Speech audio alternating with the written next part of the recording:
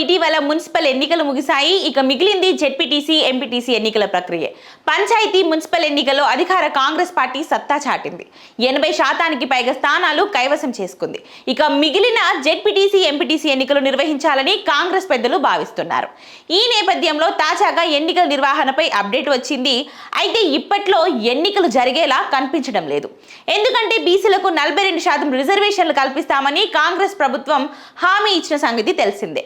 అందుకు సంబంధించి బిల్లును రూపొందించగా ప్రస్తుతం అది కేంద్రం వద్ద పెండింగ్ లో ఉంది.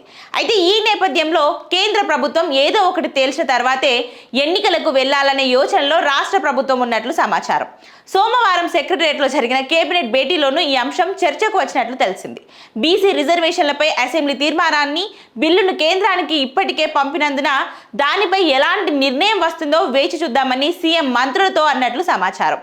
అప్పటి వరకు జెడ్పీటీసీ, ఎంపీటీసీ ఎన్నికలకు వెళ్లకుండా ఉందామని మంత్రులతో సీఎం రేవంత్ రెడ్డి అన్నట్లు సమాచారం. సీఎం నిర్ణయానికి మంత్రులు కూడా సానుకూలంగా స్పందించినట్లు తెలుస్తుంది. దీంతో ఇప్పట్లో ఎన్నికలు జరిగే సూచనలు కనిపించడం లేదని ప్రభుత్వ వర్గాల ద్వారా వెల్లడైంది. ఇక తెలంగాణ ప్రభుత్వం వచ్చే నెల 3 నుంచి జూన్ 2న జరిగే రాష్ట్ర అవతరణ దినోత్సవ వేడుకల వరకు ప్రతిరోజు ప్రత్యేక కార్యక్రమాలు నిర్వహించాలని కేబినెట్ సమావేశంలో చర్చించినట్లు తెలుస్తుంది.